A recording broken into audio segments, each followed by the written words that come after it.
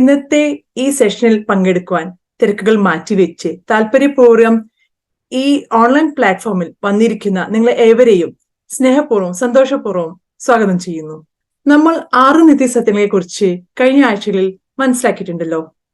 ദൈവം സ്നേഹമാണെന്നും ആ സ്നേഹത്തിൽ നിന്ന് നമ്മൾ നമ്മുടെ പാപാവസ്ഥയാൽ അകന്നു പോകുന്നുവെന്നും യേശു രക്ഷകൻ നമുക്ക് പാപപരിഹാരം നൽകി രക്ഷിച്ചു കഴിഞ്ഞുവെന്നും എന്നാൽ ഈ രക്ഷയിൽ സ്വന്തമാക്കാൻ നമ്മൾ ഉത്തമവുമായ പ്രത്യുത്തരം നൽകേണ്ടതാണെന്നും പരിശുദ്ധാത്മാവിന്റെ നിറവിലൂടെ ഒരു നല്ല കൂട്ടായ്മ ആകണമെന്നും നമുക്ക് ഇതുവരെ മനസ്സിലാക്കിയിട്ടുണ്ടല്ലോ.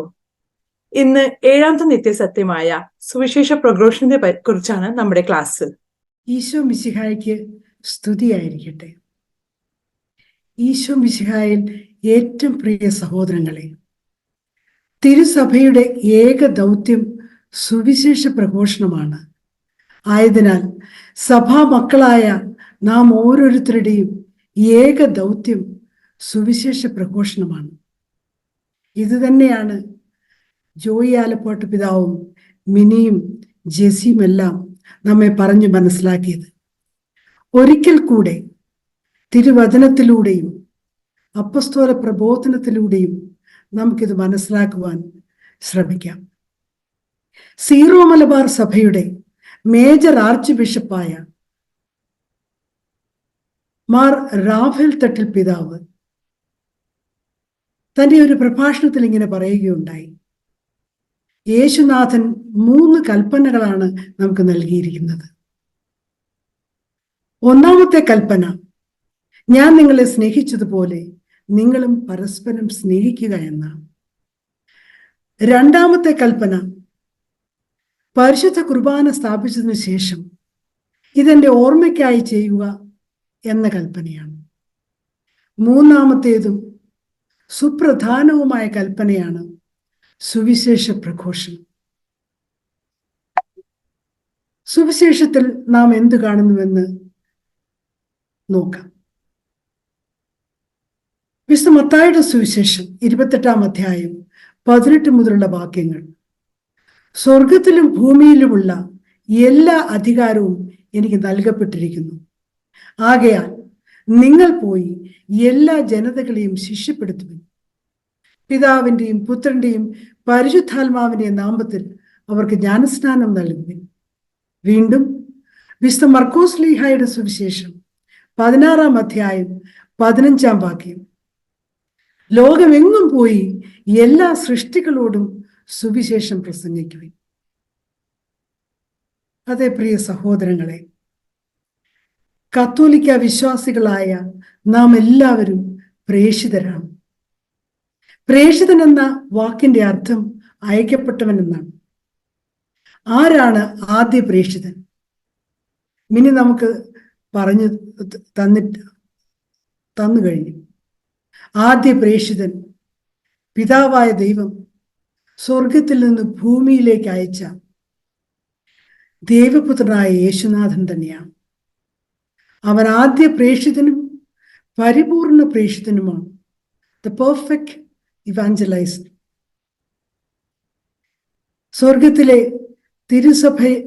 സ്വർഗത്തിലെ ത്രിത്വൈക സ്നേഹ കൂട്ടായ്മയിൽ നിന്ന് ഭൂമിയിലേക്ക് താൻ അനുഭവിച്ച സ്വർഗരാജ്യത്തിന്റെ സന്തോഷവും സമാധാനവും സ്വാതന്ത്ര്യവും എല്ലാം മനുഷ്യ മക്കൾക്ക് പകർന്നു കൊടുക്കുവാൻ പിതാവായ ദൈവം അയച്ച ആദ്യ പ്രേഷിതനാണ് ക്രിസ്തുനാഥൻ. പിതാവ് തന്നെ ഏൽപ്പിച്ച ഈ പ്രേഷിത ദൗത്യം യേശുനാഥൻ എങ്ങനെയാണ് നിറവേറ്റിയത്? മനുഷ്യാവതാരം വഴിയാണ് യേശുനാഥൻ തന്റെ പ്രേഷിത ദൗത്യം ആരംഭിച്ചത്. എന്തിനായിരുന്നു മനുഷ്യാവതാരം? ദൈവത്തിനെല്ലാം സാധ്യമാണല്ലോ. മനുഷ്യാവതാരത്തെ കുറിച്ച് ചിന്തിക്കുമ്പോൾ ഒരു കഥയാണ് എൻ്റെ ഓർമ്മയിൽ വരുന്നത്. ഉറുമ്പുകളെ സ്നേഹിച്ച കുട്ടിയുടെ കഥ. കുട്ടിയുടെ വീടിന് സമീപെ ഒരു പുഴ ഒഴുകുന്നുണ്ടായിരുന്നു. ആ പുഴയുടെ തീരത്ത് ഒരു വലിയ ഉറുമ്പിൻ കൂട്ടവും ഉറുമ്പിൻ പുറ്റുമുണ്ടായിരുന്നു. ഉറുമ്പുകളെല്ലാം വരി വരിയായി ഭക്ഷണ പദാർത്ഥങ്ങളുമായി ഉറുമ്പിൻ പുറ്റിലേക്ക് പോകുന്നതും തിരിച്ച് വീണ്ടും ഭക്ഷണം ശേഖരിക്കുവാനായിട്ട് നിരനിരയായി പുറത്തേക്ക് വരുന്നതും എതിരെ വരുന്ന ഉറുമ്പുകളിൽ നിന്ന് സന്ദേശം പങ്കുവെക്കുന്നതുമെല്ലാം നോക്കിക്കാണുക ഈ കുട്ടിയുടെ ഒരു ഹരമായിരുന്നു. ഒരു ദിവസം അവൻ പത്രത്തിൽ ഒരു വാർത്ത കണ്ടു. വലിയ വെള്ളപ്പൊക്കം വരുന്നു. അവൻ ഓടി പുഴയുടെ തീരത്ത് ഉറുമ്പിൻ പുറ്റിലുണ്ടായിരുന്ന എല്ലാ ഉറുമ്പുകളെയും സുരക്ഷിതമായ ഒരു സ്ഥലത്തേക്ക് കൊണ്ടുപോകുവാൻ അവൻ കഠിന പരിശ്രമം നടത്തി. പക്ഷേ അവന്റെ പരിശ്രമം എല്ലാം വിഫലമായി. വിഷണ്ണനായി അവൻ വീട്ടിലേക്ക് തിരിച്ചുപോയി. അന്ന് രാത്രി മഴ പെയ്തു, വെള്ളപ്പൊക്കമുണ്ടായി. ഉറുമ്പിൻ പുറ്റും ഉറുമ്പുകളുമെല്ലാം വെള്ളപ്പൊക്കത്തിൽ ഒലിച്ചുപോയി. പിറ്റേ ദിവസം രാവിലെ അവൻ പുഴയുടെ തീരത്തേക്ക് ഓടി. എല്ലാം ശൂന്യമായി കിടക്കുന്നതാണ് അവൻ കണ്ടത്. വളരെ ദുഃഖിച്ച് അവൻ ഓർത്തുപോയി, എനിക്കൊരു ഉറുമ്പാകുവാൻ സാധിച്ചിരുന്നെങ്കിൽ. ഉറുമ്പിന്റെ ഭാഷ ഉപയോഗിച്ചുകൊണ്ട് വെള്ളപ്പൊക്കം വരുന്നുണ്ടെന്നും നിങ്ങളെല്ലാം നശിക്കുന്നു, ഒരു സുരക്ഷിത സ്ഥാനത്തേക്ക് മാറി താമസിച്ചില്ലെങ്കിൽ നിങ്ങളെല്ലാം നശിക്കുമെന്നും എനിക്ക് അവരോട് പറയാമായിരുന്നു. ഒരു ഉറുമ്പാകുവാൻ എനിക്ക് സാധിച്ചില്ലല്ലോ. ഇതുപോലെ തന്നെയാണ് യേശുനാഥനും തൻ്റെ മനുഷ്യ മക്കളെ കുറിച്ച് ചിന്തിച്ചത്. പാപത്തിന്റെ ബന്ധനത്തിൽ നിത്യനാശത്തിലേക്ക് ദിവസിച്ചുകൊണ്ടിരിക്കുന്ന മനുഷ്യ മക്കളെ നിത്യരക്ഷയുടെ മാർഗം കാണിച്ചു കൊടുക്കുവാൻ പിതാവായ ദൈവം അയച്ച രക്ഷകനാണ് താനെന്ന് മനുഷ്യനായി മനുഷ്യരുടെ ഭാഷയിൽ പറഞ്ഞു മനസ്സിലാക്കാമെന്ന് യേശുനാഥൻ കരുതി. ആയതിനാലാണ് തൻ്റെ പ്രേക്ഷിത ദൗത്യം യേശുനാഥൻ മനുഷ്യാവതാരത്തിലൂടെ ആരംഭിച്ചത്. പൂർണ്ണ മനുഷ്യനായി പാപമൊഴികെ മറ്റെല്ലാറ്റിലും മനുഷ്യനുമായി താതാത്മ്യം പ്രാപിച്ചുകൊണ്ടാണ് അവൻ സുവിശേഷ പ്രഘോഷണം നടത്തിയത്. വിശപ്പും ദാഹവും ക്ഷീണവും എല്ലാം ഉള്ള പച്ചയായ മനുഷ്യനായി തിരുക്കുടുംബ കൂട്ടായ്മയിൽ അവൻ വളർന്നു. വീണ്ടും പരസ്യ ജീവിത കാലത്ത് തൻ്റെ അത്ഭുതങ്ങളും അടയാളങ്ങളും വഴി താൻ ദൈവപുത്രനാണെന്നും പിതാവായ ദൈവം തന്നെ അയച്ചതാണെന്നും അവിടുന്ന് വെളിപ്പെടുത്തി. തൻ്റെ പ്രസംഗവും പ്രാർത്ഥനയും ജീവിതവും അവസാനം കുരിശുമരണം വരെ പിതാവ് തന്നെ ഏൽപ്പിച്ച പ്രേക്ഷിത ദൗത്യം നിറവേറ്റുകയായിരുന്നു. ഒരിക്കൽ വിശന്നു വലഞ്ഞ ശിഷ്യന്മാർ യേശുവിനോട് അപേക്ഷിച്ചു, ഗുരുവേ, ഭക്ഷണം കഴിച്ചാലുമെന്ന്. അപ്പോൾ യേശുനാഥന്റെ മറുപടി ഇപ്രകാരമായിരുന്നു: നിങ്ങൾക്ക് അറിയാൻ വയ്യാത്ത ഒരു ഭക്ഷണം എനിക്കുണ്ട്.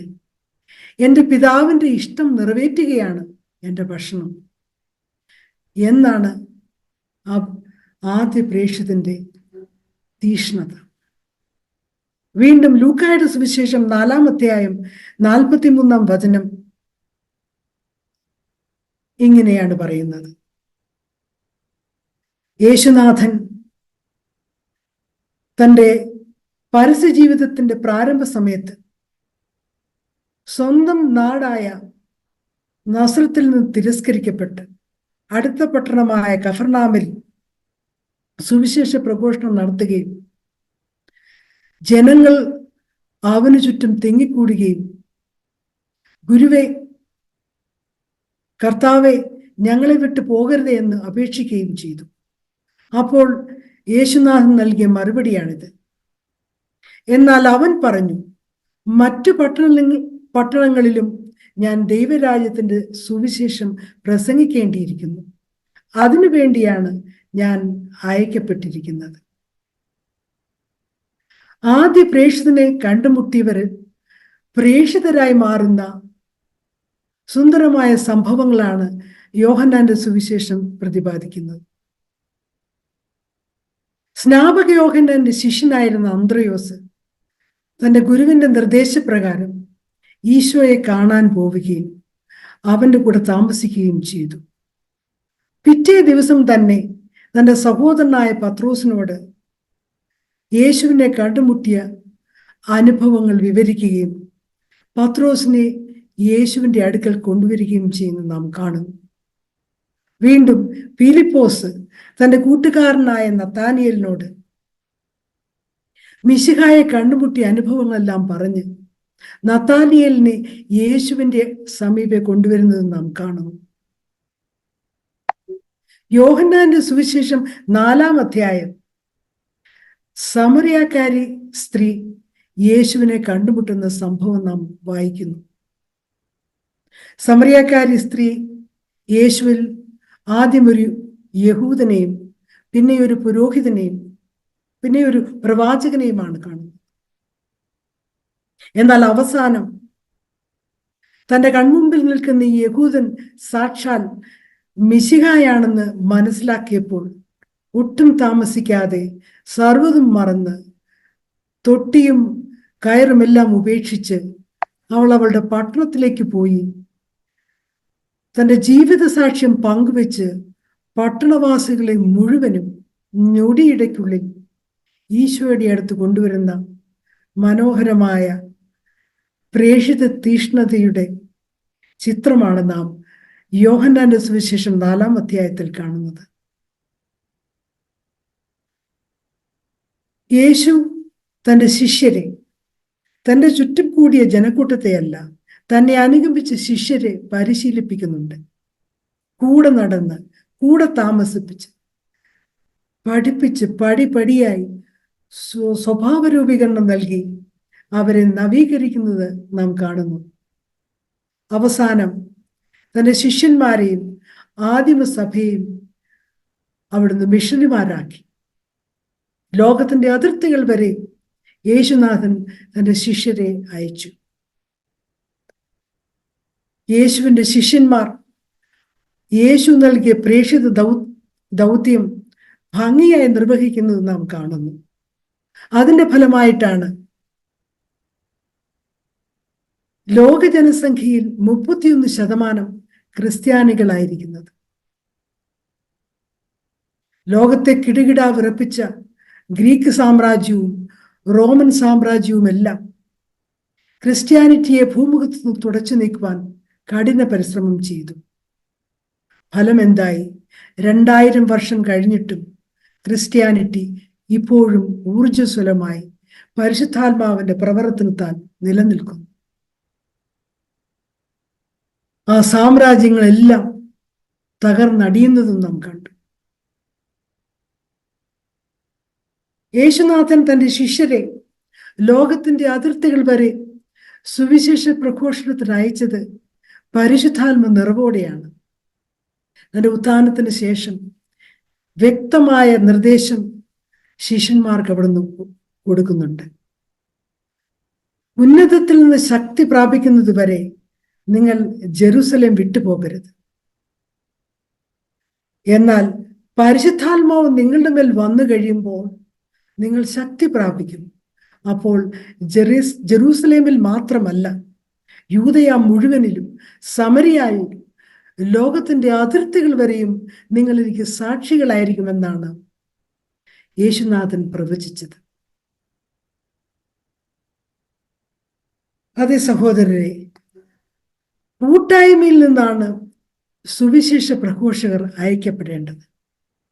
ആദ്യ പ്രേക്ഷിതൻ സ്വർഗത്തിൽ നിന്ന് ഭൂമിയിലേക്ക് പിതാവിനാൽ അയക്കപ്പെട്ടു.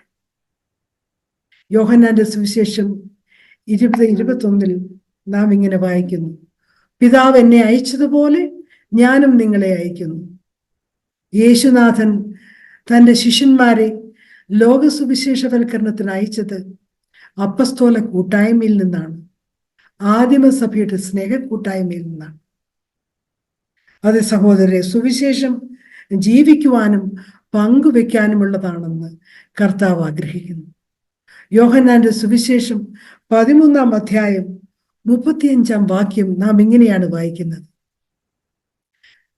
ഞാൻ നിങ്ങളെ സ്നേഹിച്ചതുപോലെ നിങ്ങൾ പരസ്പരം സ്നേഹിക്കുവിൻ. നിങ്ങൾ പരസ്പരം സ്നേഹിക്കുമ്പോൾ നിങ്ങളുടെ ശിഷ്യന്മാരാണെന്ന് ലോകം അറിയും.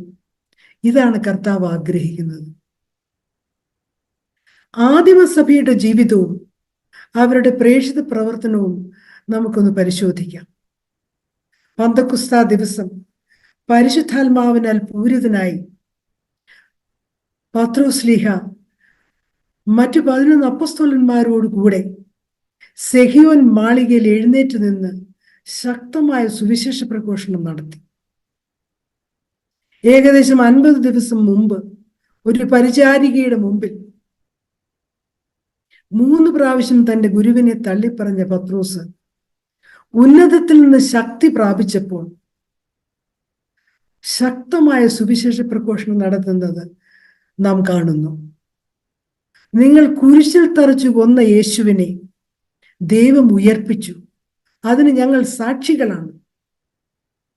രക്ഷപ്പെടാൻ ആഗ്രഹിക്കുന്നവർ പശ്ചാത്തപിക്കുക, പശ്ചാത്തപിച്ച് യേശുവിൻ്റെ നാമത്തിൽ ജ്ഞാനസ്നാനം സ്വീകരിക്കുക. അപ്പോൾ നിങ്ങൾക്കും നിങ്ങളുടെ സന്താനങ്ങൾക്കും പരിശുദ്ധാത്മാവിനെ ലഭിക്കും.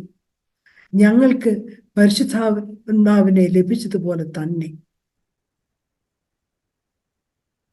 പത്രോസിന്റെ ഈ ശക്തമായ സുവിശേഷ പ്രഘോഷണം മൂലം എന്ത് സംഭവിച്ചു? 3000 യഹൂദരാണ് ആ ദിവസം തന്നെ മാമോദീസ സ്വീകരിച്ച് തിരുസഭയുടെ അംഗങ്ങളായത്. വീണ്ടും പത്രോസ്ലീഹായും യോഹന്നാൻ സ്ലീഹായും ജെറൂസലേം ദേവാലയത്തിൽ സുവിശേഷ പ്രഘോഷണം നടത്തിയപ്പോൾ അസൂയ പൂണ്ട പുരോഹിതരും ജനപ്രമാണികളും അവരെ ബന്ധിക്കുകയും പ്രഹരിക്കുകയും യേശുവിൻ്റെ നാമത്തിൽ പ്രസംഗിച്ചുകൂടാ എന്ന് താക്കീത് നൽകിയപ്പോൾ അവർ തങ്ങളുടെ കൂട്ടായ്മയിൽ വന്ന് ആ സങ്കടം പങ്കുവെക്കുകയും അപ്പോൾ ആ കൂട്ടായ്മയിലെ വിശ്വാസികളെല്ലാം ഒരേ മനസ്സോടുകൂടി ഉച്ചത്തിൽ പ്രാർത്ഥിക്കുകയും ചെയ്തു. പ്രാർത്ഥനയുടെ അവസാനം അവർ നിന്നിരുന്ന സ്ഥലം കുലുങ്ങുകയും പരിശുദ്ധാത്മാവിൻ്റെ ഒരു പുത്തൻ അഭിഷേകം അവർക്ക് ലഭിക്കുകയും ചെയ്തു. അതിൻ്റെ ഫലമായി വീണ്ടും യേശുവിൻ്റെ നാമത്തിൽ ധൈര്യത്തോടെ അവർ പ്രസംഗിക്കാൻ തുടങ്ങി. പീഡനം വർദ്ധിച്ചപ്പോൾ വിശ്വാസികളെല്ലാം പല സ്ഥലങ്ങളിൽ ചിതറിക്കപ്പെട്ടപ്പോൾ അവരെത്തിച്ചേർന്ന ഇടങ്ങളിൽ പരിശുദ്ധാത്മ നിറവോടെ അവർ വചനം പ്രസംഗിച്ചു. അപ്പോസ്തല പ്രവർത്തനം 4-ാം അധ്യായം 20-ാം വചനത്തിൽ ആദിമ ശിഷ്യന്മാരുടെ ആവേശം നാം കാണുന്നു. പത്രോസ്ലീഹായും യോഹന്നാൻ സ്ലീഹായും യഹൂദരുടെ സംഘത്തിന്റെ മുമ്പിൽ വിസ്തരിക്കപ്പെടുകയും യേശുവിൻ്റെ നാമത്തിൽ പ്രസംഗിച്ചു പോകരുതെന്ന ശാസനം ലഭിക്കുകയും ചെയ്തപ്പോൾ എത്ര ധൈര്യത്തോടെയാണ് പൗലോസ്ലീഹ ഈ മറുപടി നൽകുന്നത്. എന്തെന്നാൽ ഞങ്ങൾ കാണുകയും കേൾക്കുകയും ചെയ്ത കാര്യങ്ങളെക്കുറിച്ച് സംസാരിക്കാതിരിക്കുവാൻ ഞങ്ങൾക്ക് സാധ്യമല്ല. ക്രിസ്ത്യാനികളെ പീഡിപ്പിക്കുന്നതിൽ നേതൃത്വം വഹിച്ച സാവൂൾ ഡമാസ്കസിൽ വെച്ച് യേശുവിനെ കണ്ടുമുട്ടിയപ്പോൾ വിജാതിയരുടെ അപ്പസ്തോലനായ പൗലോസ്ലീഹയായി മാറിയ മാനസാന്തര കഥ നമുക്കെല്ലാവർക്കും അറിവുള്ളതാണല്ലോ. 1-ാം നൂറ്റാണ്ടിലെ ഗ്രീക്ക് സാമ്രാജ്യത്തിലും റോമൻ സാമ്രാജ്യത്തിലുമെല്ലാം ചുറ്റി സഞ്ചരിച്ച് വചനപ്രഘോഷണം നടത്തി അവിടെയെല്ലാം സഭകൾ സ്ഥാപിച്ച് വീണ്ടും ലേഖനങ്ങൾ വഴിയും എഴുത്തുകൾ വഴിയും അവരെ പ്രോത്സാഹിപ്പിക്കുകയും ശക്തിപ്പെടുത്തുകയും ചെയ്ത പ്രേക്ഷിത വര്യനാണ് വിശുദ്ധ പൗലോസ്. ഉത്തമ ബോധ്യത്തോടെ, ധൈര്യത്തോടെ, സ്നേഹത്തോടെ എല്ലാ സാഹചര്യത്തിലും പൗലോസ്ലീഹ വചനപ്രഘോഷണം നടത്തുന്നത് നാം കാണുന്നു. അദ്ദേഹത്തിന്റെ തന്നെ ഭാഷയിൽ റോമാക്കാർക്ക് എഴുതിയ ലേഖനം 15-ാം അധ്യായം 19-ാം വാക്യത്തിൽ നാം ഇങ്ങനെ കാണുന്നു: ഞാൻ ജെറുസലേം തുടങ്ങി ഇല്ലീറിക്കോൺ വരെ ചുറ്റി സഞ്ചരിച്ച് ക്രിസ്തുവിന്റെ സുവിശേഷ ദൗത്യം പൂർത്തിയാക്കി. വീണ്ടും റോമാക്കാർക്ക് എഴുതിയ ലേഖനം 8-ാം അധ്യായം 35-ാം വാക്യത്തിൽ പൗലോസിന്റെ പ്രേഷിത തീക്ഷ്ണത വെളിവാകുന്നു. ക്രിസ്തുവിന്റെ സ്നേഹത്തിൽ നിന്ന് ആര് നമ്മെ വേർപെടുത്തും? ക്ലേശമോ, ദുരിതമോ, പീഡനമോ, പട്ടിണിയോ, നഗ്നതയോ, ആപത്തോ, വാളോ? വീണ്ടും 1 കൊരിന്തോസ് 9:16 പ്രേഷിതവര്യനായ വിശുദ്ധ പൗലോസ്ലീഹ ഇങ്ങനെയാണ് പറയുന്നത്: ഞാൻ സുവിശേഷം പ്രസംഗിക്കുന്നെങ്കിൽ അതിലെനിക്ക് അഹംഭാവത്തിന് വകയില്ല. അതെന്റെ കടമയാണ്. ഞാൻ സുവിശേഷം പ്രസംഗിക്കുന്നില്ലെങ്കിൽ എനിക്ക് ദുരിതം. അതേ സഹോദരങ്ങളെ, സഭയാകുന്ന കൂട്ടായ്മയിൽ മാമോദീസ വഴി നമുക്ക് സുവിശേഷം ജീവിക്കുവാനും പ്രഘോഷിക്കുവാനുമുള്ള ഉത്തരവാദിത്വം ലഭിക്കുന്നുണ്ട്. സ്ഥൈര്യലേപനത്തിലൂടെ അഥവാ തൈലാഭിഷേകത്തിലൂടെ പ്രേഷിത പ്രവർത്തനത്തിനുള്ള ധൈര്യവും കൃപയും ലഭിക്കുന്നുണ്ട്. ഇത് തന്നെയാണ് ഫ്രാൻസിസ് മാർപ്പാപ്പ സുവിശേഷത്തിന്റെ ആനന്ദമെന്ന തന്റെ അപ്പസ്തോലിക പ്രബോധനം 120-ാം ഖണ്ഡികയിൽ പറയുന്നത്. ദൈവജനത്തിലെ എല്ലാ അംഗങ്ങളും മാമോദീസായുടെ ശക്തിയാൽ പ്രേഷിത ശിഷ്യരായി തീർന്നിട്ടുണ്ട്. മാമോദീസ സ്വീകരിച്ചവരെല്ലാം സഭയിൽ അവർക്ക് ഉള്ള സ്ഥാനമോ അവർക്ക് ലഭിച്ച വിശ്വാസ പരിശീലനത്തിന്റെ അളവോ എന്തായിരുന്നാലും സുവിശേഷവൽക്കരണ പ്രവർത്തകരാണ്. അതെ പ്രിയ സഹോദരങ്ങളെ, കത്തോലിക്ക വിശ്വാസികളായ നാം എല്ലാവരും പ്രേഷിതരാണ്. സുവിശേഷ പ്രഘോഷണത്തിനുള്ള അറിവ് എനിക്കില്ല, അതിനുള്ള പരിശീലനം എനിക്ക് കിട്ടിയിട്ടില്ല, അതിനുള്ള സ്ഥാനമൊന്നും തിരുസഭയിൽ എനിക്കില്ല എന്നൊക്കെ പറഞ്ഞ് ഈ ദൗത്യത്തിൽ നിന്ന് ഒഴിഞ്ഞു മാറുവാൻ ഒരു കത്തോലിക്കനും സാധ്യമല്ല. അങ്ങനെ സുവിശേഷം വായിക്കുന്ന, സുവിശേഷം സംഗ്രഹിക്കുന്ന, ഹൃദയത്തിൽ സംഗ്രഹിക്കുന്ന, അതനുസരിച്ച് ജീവിക്കുന്ന, സുവിശേഷം ശക്തമായി പ്രഘോഷിക്കുന്ന ഒരു സമൂഹത്തെയാണ് തിരുസഭ രൂപപ്പെടുത്തുന്നത്, തിരുസഭയുടെ കൂട്ടായ്മയിൽ രൂപപ്പെടുന്നത്. അപ്പോൾ എൻ്റെ ദൗത്യം എന്താണ്? സുവിശേഷം ജീവിക്കുക, അത് പ്രഘോഷിക്കുക. സുവിശേഷം ജീവിക്കാതെ പ്രഘോഷിച്ചാൽ എന്ത് സംഭവിക്കും? ഒന്നും സംഭവിക്കുകയില്ല. അത് ഫലശൂന്യമായ ഒരു പ്രവൃത്തിയായിരിക്കും. അപ്പോൾ സുവിശേഷം പ്രഘോഷിച്ചില്ലെങ്കിലോ അതെനിക്ക് വലിയ ദുരന്തം, എൻ്റെ കുടുംബത്തിന് ദുരന്തം, സഭയ്ക്കും സമൂഹത്തിനും ഈ ലോകത്തിനും മുഴുവൻ അതൊരു ദുരന്തം.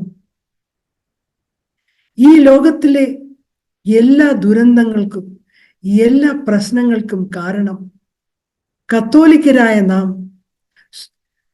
ശരിയായ വിധത്തിൽ സുവിശേഷ പ്രഘോഷണം നടത്താത്തത്. അപ്പോൾ എങ്ങനെയാണ് സുവിശേഷം പങ്കുവെക്കുക? ക്രിസ്തുവിനെ കണ്ടുമുട്ടിയ അനുഭവം മറ്റുള്ളവരുമായി പങ്കുവെക്കുന്നതിലൂടെ, ക്രിസ്തുവിന്റെ കൂടെയുള്ള ഈ ജീവിതം മറ്റുള്ളവരുമായി പങ്കുവെക്കുന്നതിലൂടെയാണ് സുവിശേഷം പ്രഘോഷണം നടത്തുന്നത്. ഒരു പുഞ്ചിരിയിലൂടെ മിനിയും പിതാവും ജെസിയും എല്ലാം പറഞ്ഞതുപോലെ ഒരു പുഞ്ചിരിയിലൂടെ, സ്നേഹമസൃണമായ വാക്കുകളിലൂടെ, കാരുണ്യ പ്രവൃത്തികളിലൂടെ, സ്വന്തം ജീവിതത്തിലൂടെ, സുവിശേഷ പ്രഘോഷണത്തിലൂടെയാണ് സുവിശേഷം പങ്കുവെക്കേണ്ടത്. ഫ്രാൻസിസ് മാർപ്പാപ്പ സുവിശേഷത്തിന്റെ ആനന്ദം 150-ാം ഖണ്ഡികയിൽ ഇങ്ങനെയാണ് പറഞ്ഞു വെക്കുക: ഇന്നും സാക്ഷികളെ ശ്രമിക്കുന്നത് ആളുകൾക്ക് വലിയ ആളുകൾക്ക് വലിയ ഇഷ്ടമാണ്. അവർ ആധികാരികതയ്ക്ക് വേണ്ടി ദാഹിക്കുന്നു. അവർ ദൈവത്തെ കണ്ടുകൊണ്ടിരിക്കുന്നു എന്ന പോലെ തങ്ങൾക്കറിയാവുന്നതും പരിചിതവുമായ ഒരു ദൈവത്തെക്കുറിച്ച് സംസാരിക്കുവാൻ സുവിശേഷ പ്രവർത്തകരോട് ആവശ്യപ്പെടുകയും ചെയ്യുന്നു. അതെ, ലോകം ആഗ്രഹിക്കുന്നത് സാക്ഷികളെയാണ്. ദൈവസ്നേഹത്താൽ നിറഞ്ഞ് കവിഞ്ഞ് അത് മറ്റുള്ളവരിലേക്ക് ഒഴുകുന്ന സുവിശേഷ പ്രഘോഷകരെയാണ് ലോകം ആഗ്രഹിക്കുന്നത്. അവരുടെ മുഖത്ത് നോക്കുമ്പോൾ ദൈവസ്നേഹത്തിന്റെ പ്രകാശം ലോകത്തിന് കാണണം. വീണ്ടും ഫ്രാൻസിസ് മാർപ്പാപ്പ സുവിശേഷത്തിന്റെ ആനന്ദം 151 ഖണ്ഡികയിൽ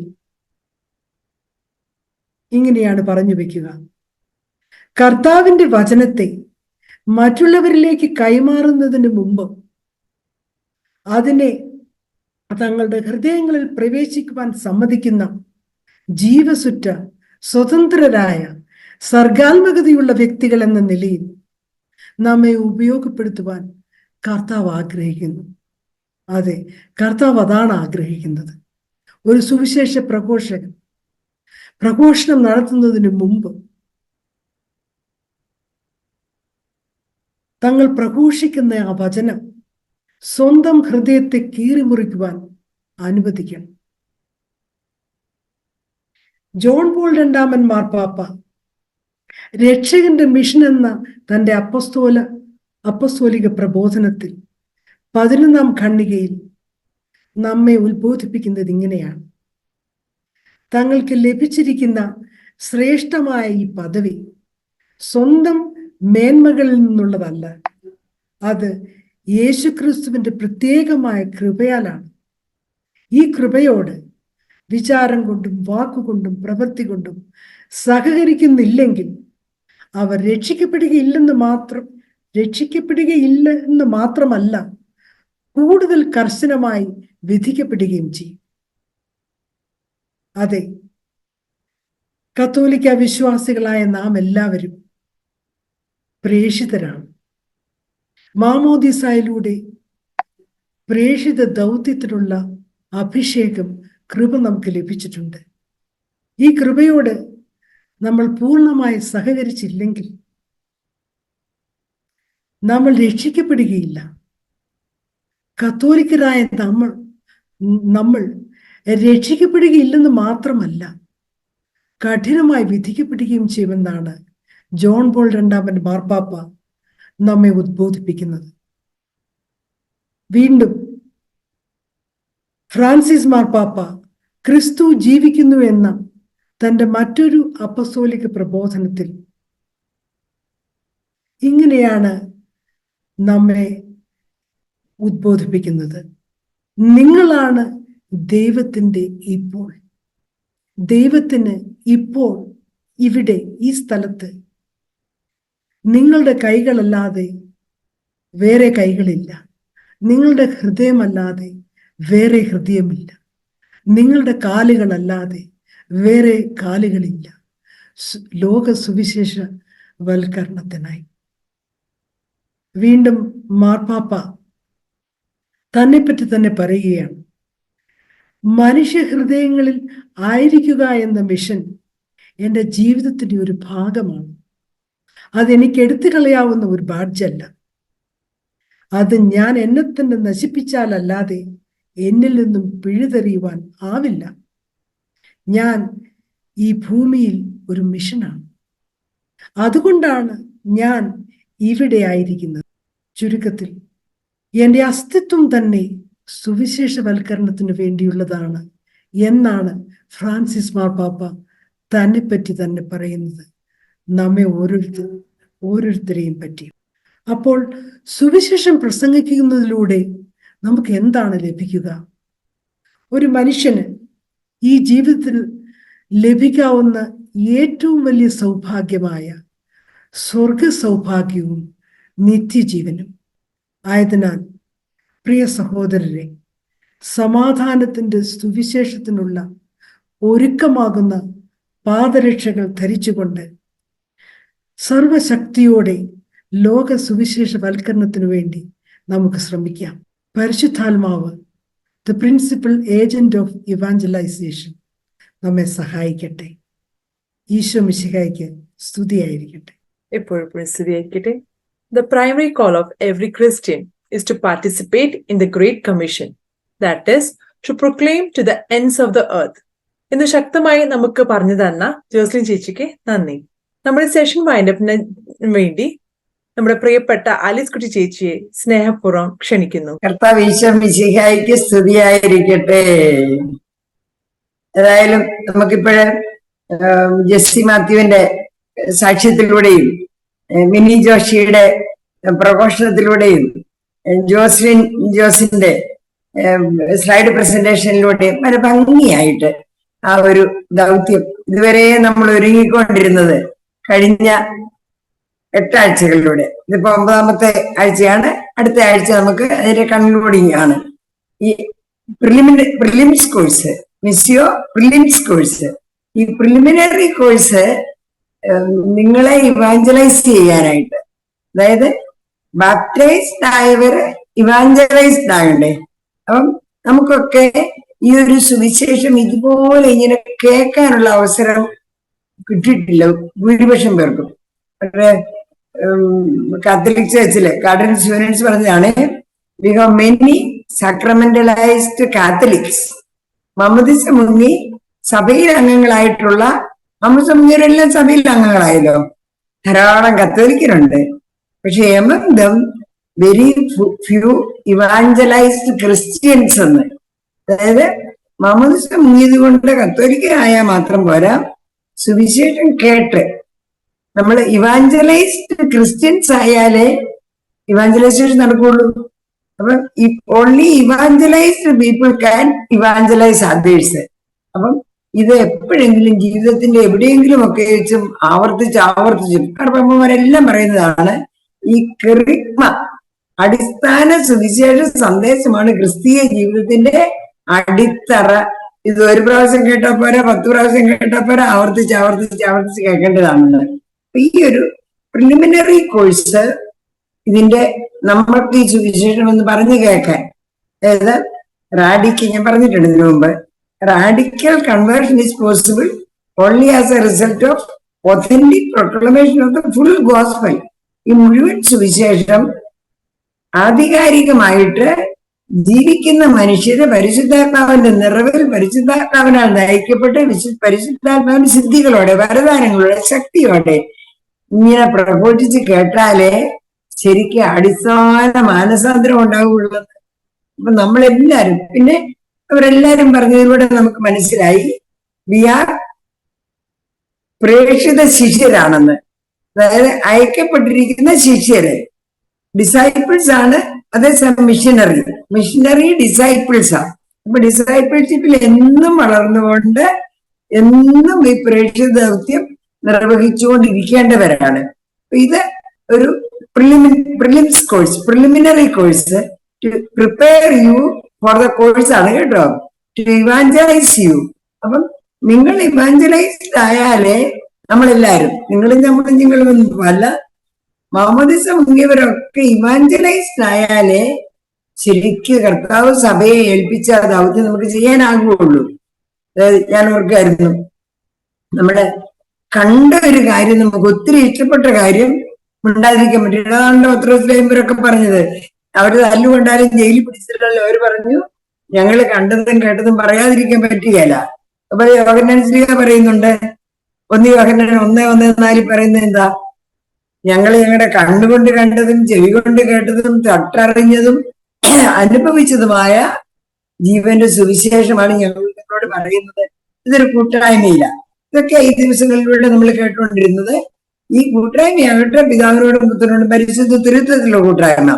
ഞങ്ങൾ ഇതൊക്കെ നിങ്ങളോട് പറയുന്നത് ഈ കൂട്ടായ്മയിൽ നിങ്ങൾക്കും കൂട്ടായ്മ ഉണ്ടാകാനും, അങ്ങനെ നിങ്ങൾ ആ കൂട്ടായ്മയുടെ ഭാഗമായി ജീവിച്ച് സന്തോഷിക്കുന്നത് കണ്ട് ഞങ്ങൾക്ക് സന്തോഷിക്കാനാണെന്ന്.